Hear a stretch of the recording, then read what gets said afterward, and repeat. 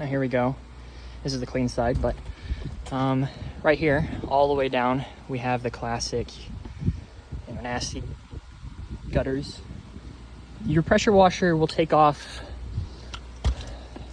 a lot of this, but it'll leave little black residue streaks down it. Now what you need is the proper chemical, which I have applied.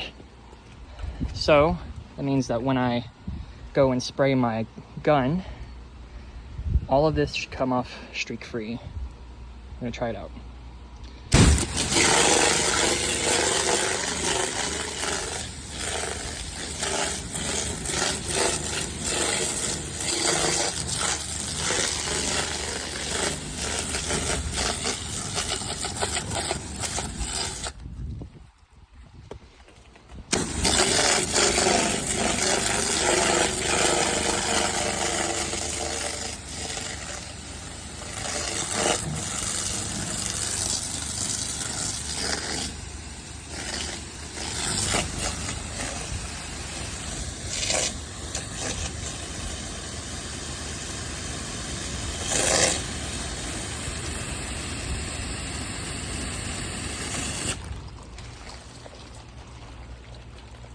There you go.